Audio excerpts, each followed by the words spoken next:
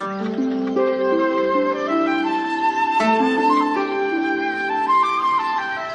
one place in Japan that speaks volumes about culture and history and tradition. It's here. It's one of my absolute favourite places in this whole country. I'm here in Kyoto. This time, I spend the morning with a tea master and play drinking games with a maiko. There's pickles, tempura, and the latest in Kyoto cuisine. This has got to take the cake. It's really quite a playful dish.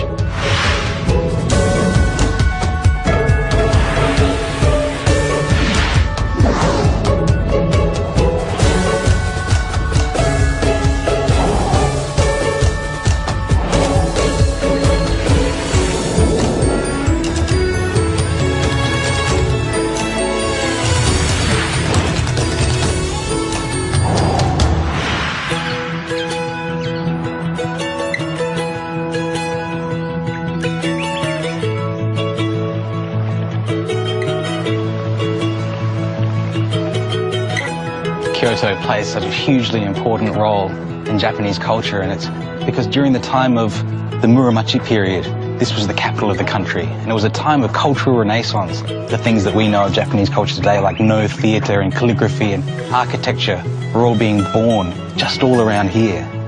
But there's one aspect that brings all of those different parts of Japanese culture together, and that's the way of tea. Daitokuji is the spiritual home of Japanese teaism.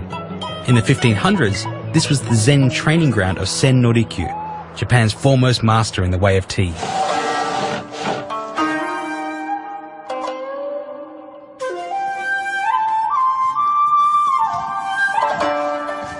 The small doorway to enter the tea room meant no armour, weapons, tools, or other accoutrements of status could be carried in. And this ensured that everyone from the highest samurai to the lowest peasant came to tea in the same way.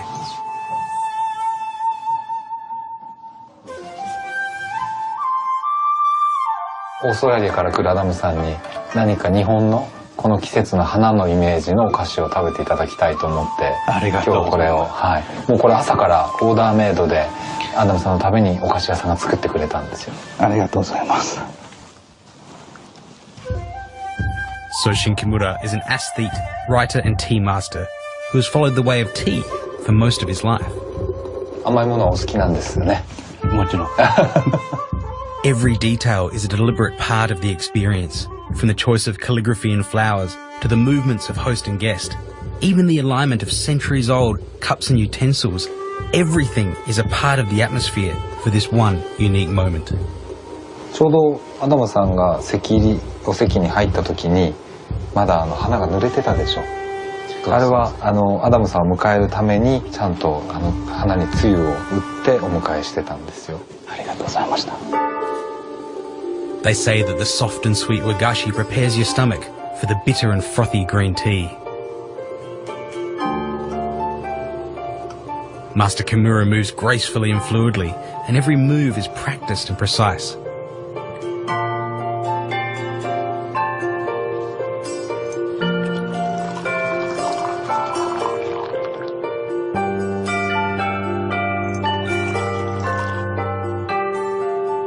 One of the most good idea of Japanese tea culture is inside tea ceremony room and host and guest by no conversation and no word we make good atmosphere.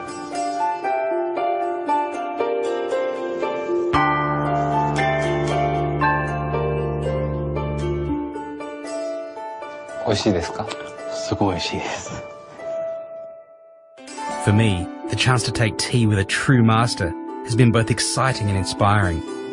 A mix of art, culture and philosophy, embodied in a single extraordinary experience.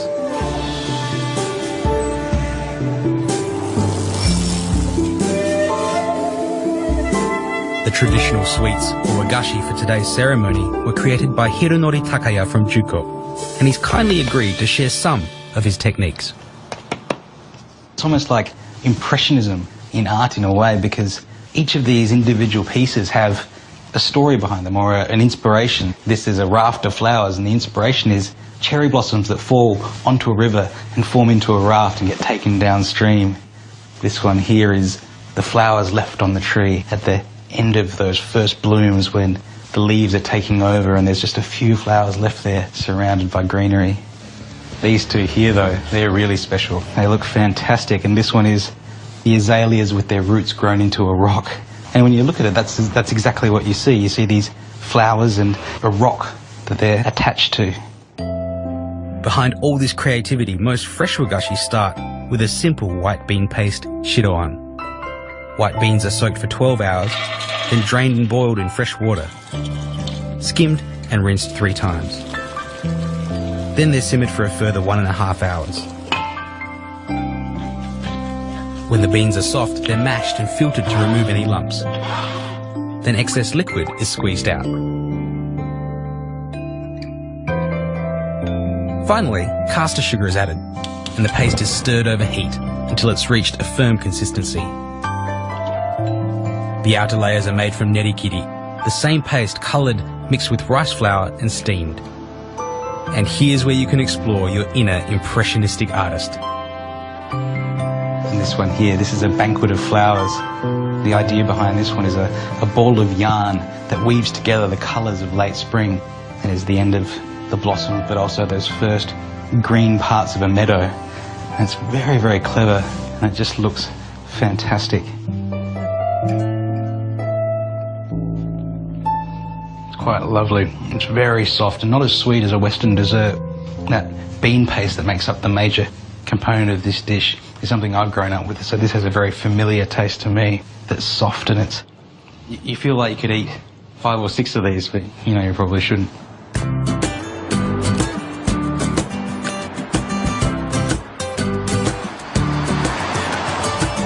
Up ahead's a restaurant that serves one of the absolute classics of Japanese cuisine.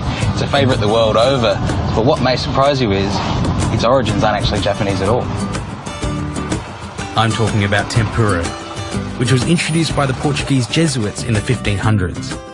It's one of the earliest examples of Japan taking something from another culture, interpreting it, applying painstaking perfectionism, and making it their own. And at tempura restaurants such as Kawatatsu, it's a fine culinary art form. I just want to show you one thing. These are 2 identical flowers, but the difference between them is really the secret to a good tempura batter. It's all about the mastery of gluten, the protein that's in all wheat flours. This one here is just regular flour, and you can see as I squeeze it, it clumps together. And that's moisture and protein holding it into that clump. This one is the same flour that's been sifted and then dried in the freezer overnight. You can see as I squeeze that together, the clumps just fall apart. That means the gluten and the moisture is nowhere near as high as in this version. And that's the secret to a crispy batter. Chef Takuya Namikawa makes his batter by mixing an egg with iced water and then sifting in the flour. But he believes the most important trick to making a great tempura is the temperature of the oil. The way Nanigawa-san checks the oil is really quite incredible. Just flicks a little touch of that tempura batter in and sees how deep it goes into the oil, and also the speed at which it comes back up. The faster that comes back up and the shallower it goes into the oil, the hotter the temperature is. My favourite tempura accompaniment is simply salt, or this green tea and salt mix. But another wonderful tempura dipping sauce is tentsuyu, a blend of dashi, sake, mirin and soy that's mixed with grated daikon.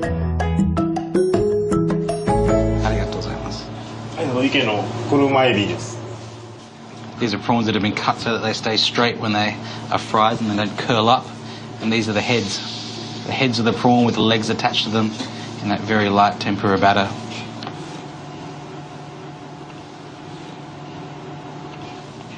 And that is just extraordinary. The contrast between the 2 cuts of the prawn here is really special. It's sweet and light and fluffy on the inside of this prawn meat here, but the head is just salty and crispy. And here's one you may not have heard of. It's eel fillet and spine.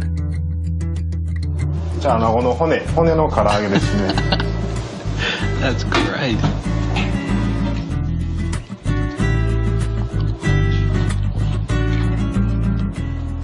That's very nice. The spine of an eel. Who would have thought? So surprisingly tasty. It's salty and almost like liver in a way. I don't know quite how to describe it. It's got that metallic taste of liver, but with the crunchiness of the spine, it's really wonderful. One of Chef Namikawa's specialties is his sweet potato, which he cooks whole rather than sliced. The skin becomes nutty, the batter is slightly toastier and browner, but the inside is soft and juicy and incredibly sweet. I think the development of the starch into sugar that's happened in that long slow cooking of the sweet potato, it's fantastic. It's quite amazing really. The more I travel through Japan, I eat different things and every day, every moment, my perception of Japanese cuisine and the way I approach it, the way I taste it and eat it and cook it is changing.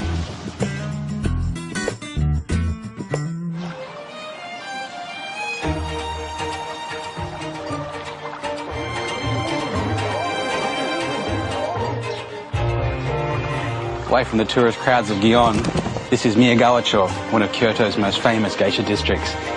Now, if you had to describe what a geisha is, or a geiko as it's called down here in Kyoto, imagine taking a world-class ballerina and combining that with a classical musician and a sparkling conversationalist. These are people that have dedicated their entire lives to the pursuit of beauty.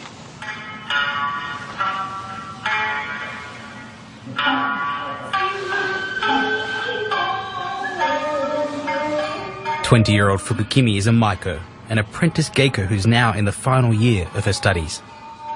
She was just 12 years old when she left her home in the rural north of Japan and travelled to Kyoto to begin her new life under the strict guidance of her tutors.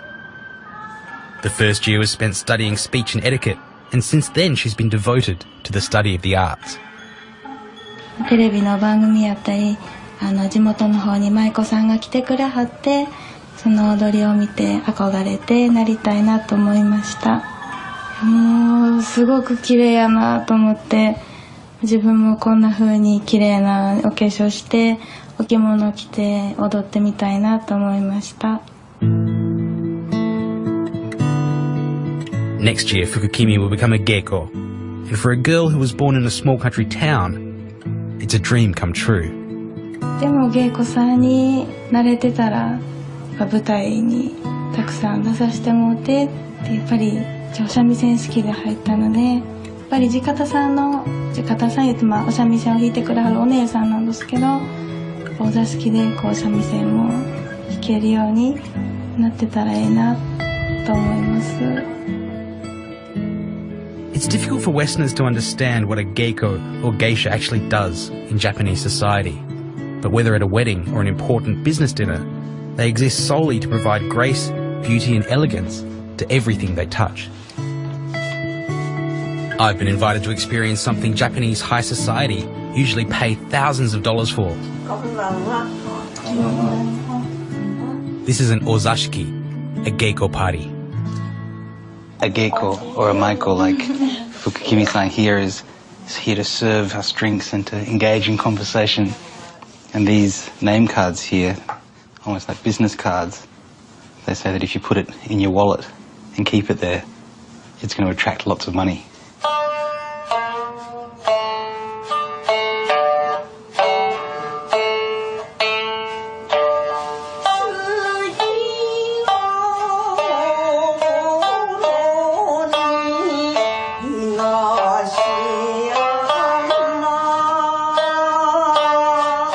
These ozashiki have all the elements for an elegant and refined evening, with music, dance, food and drink. But in the pursuit of fun, there's always an opportunity to let your hair down. And so geiko are also masters of another age-old art, drinking games. The difficulty with this game is you have to tap the box with either an open hand or you can take the box and then you have to tap the table with a closed fist, and if you get it wrong, then you're in real trouble.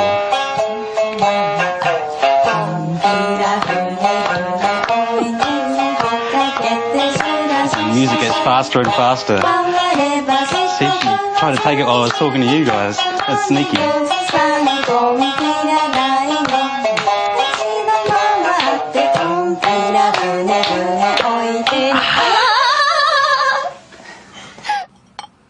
お兄さんのちょっといいとこ見てみたい。絶対うんと言わせない。それのめのめはけはけのめのめはけはけお兄さんはお強い。That's the classiest skull I've ever heard. ありがとうございます。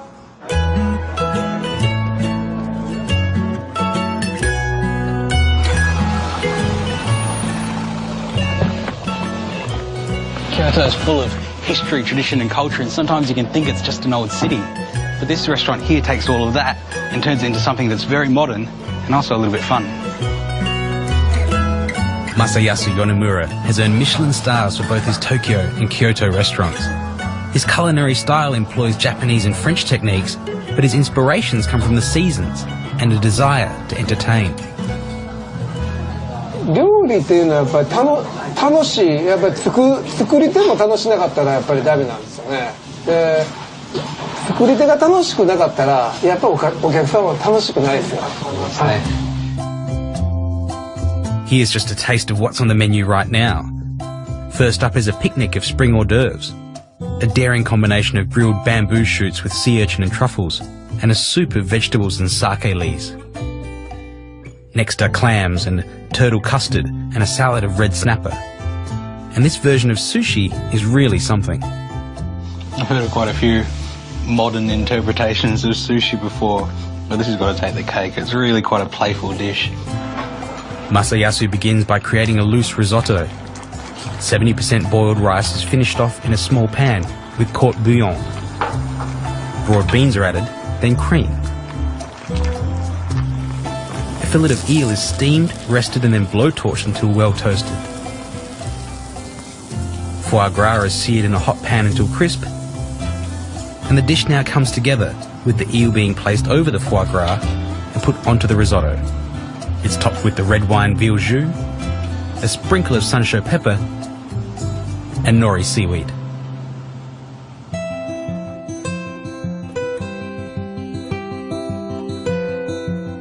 The foie gras is lovely and creamy, and it matches perfectly well with that risotto rice and that soft, sort of delicate eel. Yeah, the flavours are incredibly strong, kind of knocks you back a little bit with the richness of it. But in terms of taking a traditional concept and expressing it in a modern way, it's a lot of fun to eat.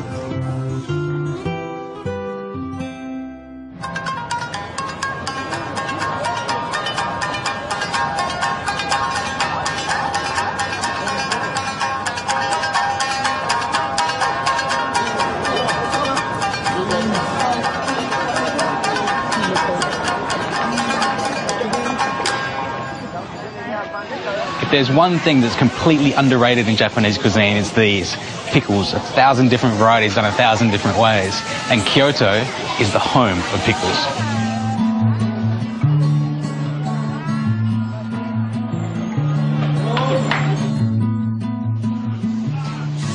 You could spend all day going through the different varieties here. This daikon radish that's been pickled in tamari would be a great foil for, say, a simple bowl of rice or something light in flavour because it's quite strong itself. This rakkyo, the Japanese onion bulbs, very sweet and go perfectly with Japanese curry. Even here, these little radishes that have been pickled, absolutely stunning. And you talk about the beauty and the elegance and the lightness of Japanese cuisine, and it's all here in front of us. In Japan, making tsukemono, or Japanese pickles, is an everyday part of life. In fact, many homes have their own pickling crocks, which are faithfully tended every day. But if you want to get serious about pickles, this is the place to visit, the Uchida Pickle Factory in Kyoto's back streets. And actually, even the phrase pickles is a little bit insubstantial to describe what goes on in a place like this. Here they make about 80 different varieties of pickles, and it's not just pickling. They salt and they pickle in vinegar, and they also pickle or ferment in various different kinds of medium. So they use miso, or this here is half a head of white cabbage or Chinese cabbage fermented underneath rice bran. It's these good bacteria and various fermentation techniques that create such a wonderful variety of flavours and textures.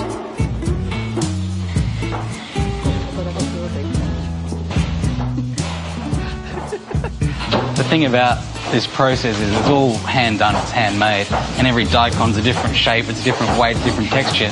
And so with each batch that comes in, the head pickle maker here will individually look at how much salt each one needs, how much it needs to be pressed.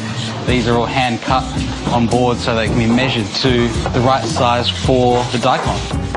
It's taking somebody's care and intuition for making a product rather than just throwing it through a factory so that everything comes out the same at the end. It's using that art to produce something that's unique every single time.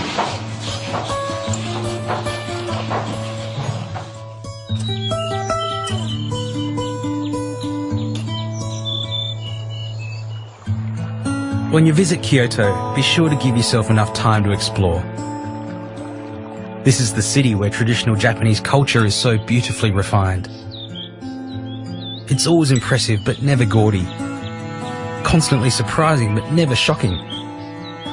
And when you've been here for a while, you realise that there's no other place in the world quite like Kyoto.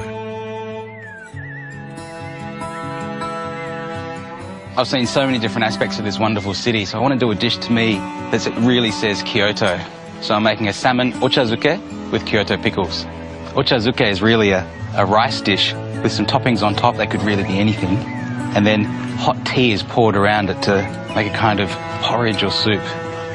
The first thing we need to do is salt our salmon. And the idea behind salting like this isn't just to season the fish, it's to draw out some of the moisture and intensify the flavour. So we leave that aside for about an hour. Now, if you want to make a simple Japanese pickle, this is a great way to get started. Place Chinese cabbage, cucumber and carrot into a sealable plastic bag, add strips of kombu and salt, and leave in your fridge for at least half an hour.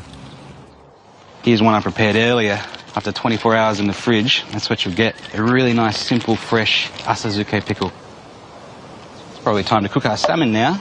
Rather than just taking the skin off after we've cooked it, I'm going to score the skin at regular intervals, just so it crisps up nicely.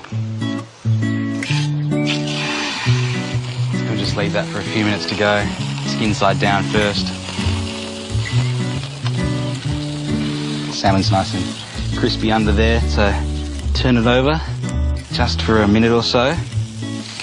Usually salmon for a lot of Japanese dishes, and particularly for ochazuke, is cooked all the way through, and that dry texture works with an ochazuke because you've got the liquid being poured over it. But I prefer to cook it so it's just still slightly gelatinous inside, just cooked through, and we've got a nice crispy skin on it. Take our salmon out now.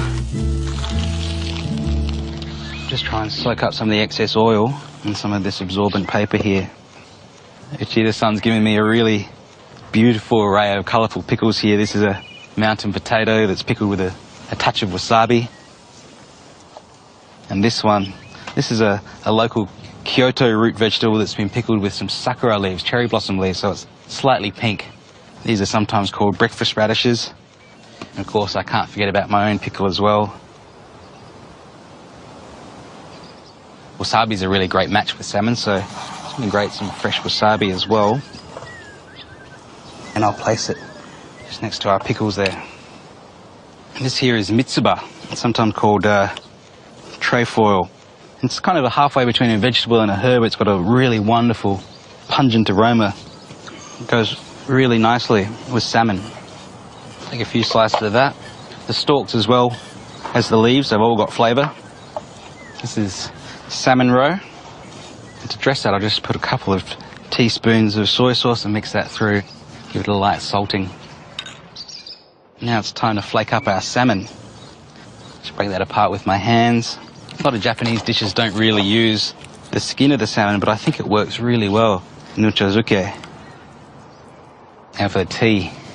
This is sencha. It's a nice high-grade green tea, and I've chosen this because the colour of the green tea and the orange of the salmon will look really nice together, but it's also got a wonderful flavour that will match really well in this ochazuke. And from there we can start to assemble our ochazuke. Top of our portion of rice. Scatter around some of our mitsuba. Over that some toasted sesame seeds. Our rice crackers, or kaki. Great texture for this kind of dish. And then our flaked salmon on top of that again. Just a spoon of our dressed salmon roe in there. Some finely sliced nori seaweed just to garnish the top. And that's all the dish is really. Salmon ochazuke with Kyoto pickles.